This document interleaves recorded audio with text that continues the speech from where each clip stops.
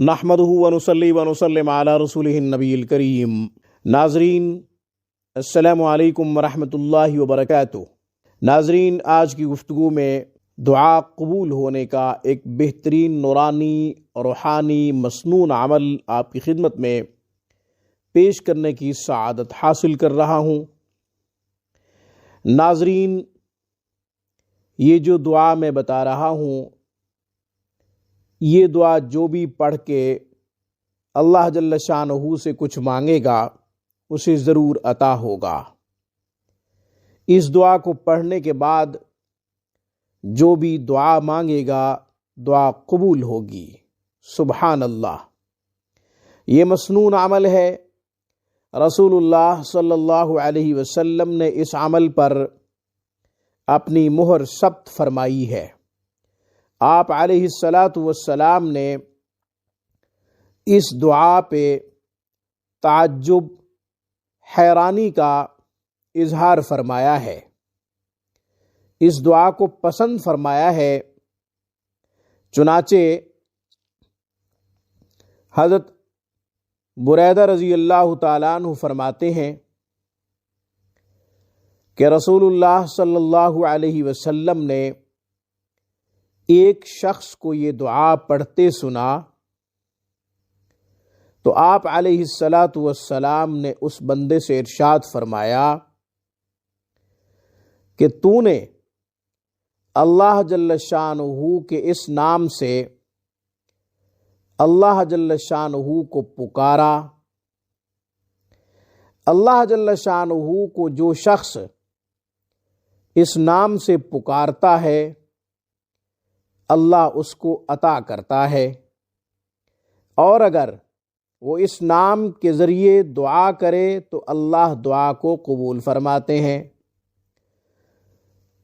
چنانچہ محدثین نے لکھا ہے کہ یہ ایک اعرابی کی بات ہے، ایک دیہاتی کی بات ہے کہ وہ اللہ جل شانہ سے اس دعا کے وسیلے سے مانگ رہا تھا۔ تو رسول اللہ صلی اللہ علیہ وسلم نے خوشی کا اظہار فرمایا۔ آپ علیہ السلام نے یہ بھی ارشاد فرمایا کہ جو شخص اس دعا کو پڑھ کے اللہ سے مانگے، اللہ کے اس نام کے ذریعے اللہ سے مانگے، اللہ جل شانہ اسے ضرور عطا فرماتے ہیں، اور اگر کوئی دعا کرے تو اللہ اس کی اس دعا کو قبول فرماتے ہیں۔ سبحان اللہ! کتنی بڑی بات ہے!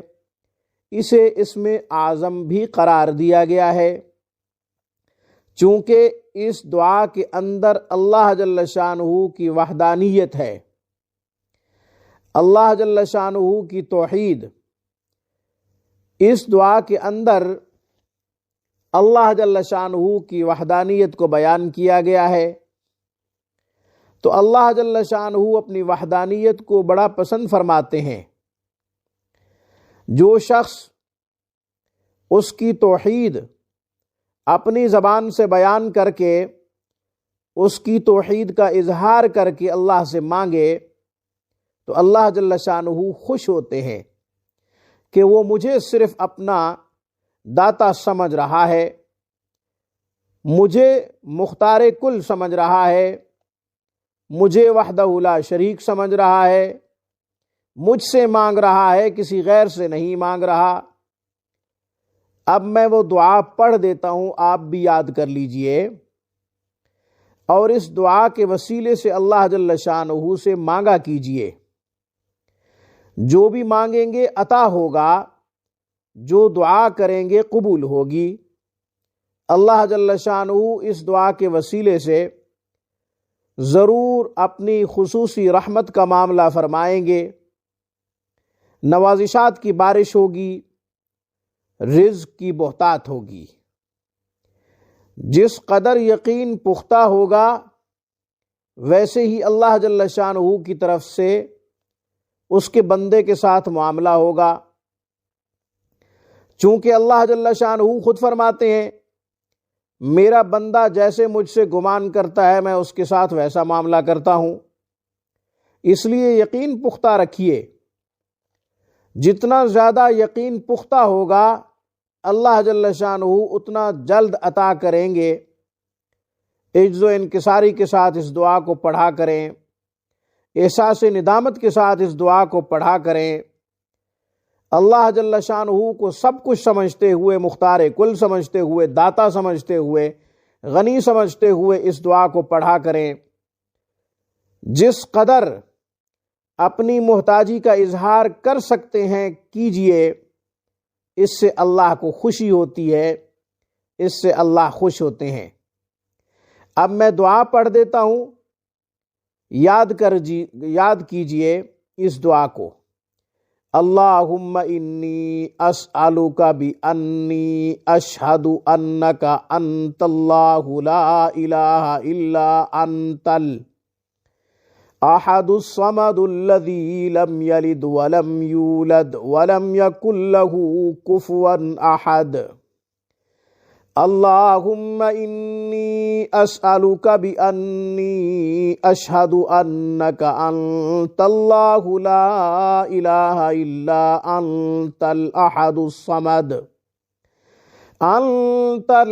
الصمد الذی لم یلد ولم یولد ولم یکن لہ کفوا احد۔ اللہم انی اسألک بانی اشہد انک انت اللہ لا الہ الا انت الاحد الصمد الذی لم یلد ولم یولد ولم یکن لہ کفوا احد۔ خوبصورت ترجمہ ہے، پڑھتے ہوئے ترجمے کو اگر سامنے رکھیں تو پڑھنے والا جھوم اٹھے اس دعا کو پڑھنے کے بعد، کیونکہ خوبصورت ترجمہ ہے، دعا بھی بڑی خوبصورت ہے۔ مسنون اعمال کو اپنی زندگی کا حصہ بنائیں، مسنون اعمال کے ذریعے اللہ کے خزانوں کو متوجہ کیجئے، اپنے رب کی رحمت کو متوجہ کیجئے۔ اس پیغام کے ساتھ آج کی گفتگو میں بس اتنا ہی۔ السلام علیکم ورحمۃ اللہ وبرکاتہ۔